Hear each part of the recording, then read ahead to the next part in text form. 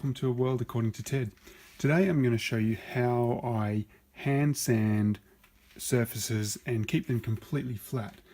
What we've got here is a little bookshelf speaker set that I've put together, and some of the edges haven't perfectly lined up, so I've gone and puttied in the edges with the intention of then sanding them flat to make the surfaces perfectly flat before I undercoat and spray. Now, what I often find is when you're hand sanding, if you're just using a sanding block like this, no matter how hard you try, there's always a bit of a tendency to roll over the edges. And most of the time that doesn't really matter. But when you need a perfectly flat surface, that's a problem, and that little rollover on the edge is something that can show up later on in the project. Now, sometimes you can improve your accuracy by making a sanding board like this, which is your piece of sandpaper glued to a board and then doing it that way, and then you find that a longer board means that you can stay flatter still. But what I'm going to show you is the way I do it when I need to make sure I'm sanding as absolutely flat as possible. You're going to need a bit of a sanding surface like this, and it needs to be significantly larger than your workpiece. It's got to be perfectly flat as well, because that's going to be your sanding surface. MDF is an excellent choice of material because it's basically a machine board. It comes out perfectly flat. If you needed to use wet and dry sandpaper, then a pane of glass, a thick pane of glass, is probably your ideal baseboard.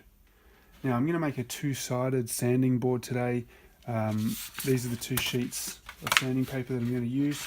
One's a 240 grit and one's a 400.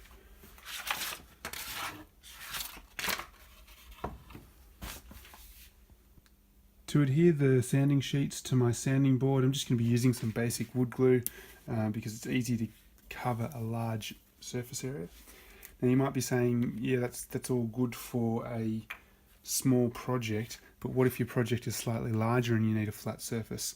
Well, I've recently completed a larger bookshelf speaker project where it was built in two halves, and the halves needed to be perfectly flat, so when they came together,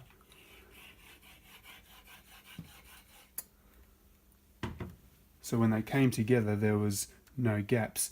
And I made a sanding board that was about 6 times as large as this one, so I could actually move the entire speaker on it.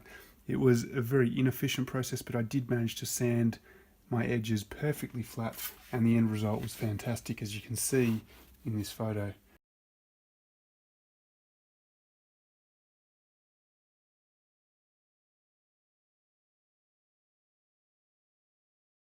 Now once we've got our glue there, we just need to smooth it all out. There's going to be a bit of excess, but that's okay. We want a really good adhesion of that sandpaper. We don't want it coming loose.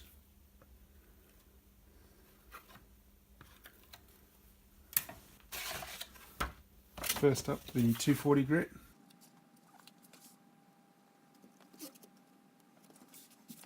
Now what you can do here to evenly apply pressure across the whole surface is actually use a dry paint roller. And that applies a really good amount of pressure. And we're just going to use a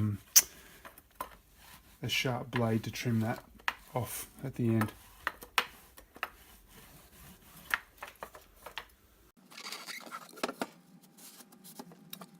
You can go ahead and do the other side straight away.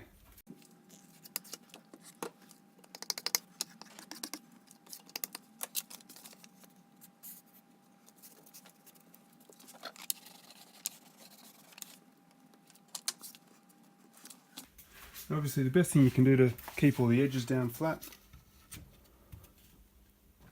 is another bit of MDF. Obviously that one's a bit small.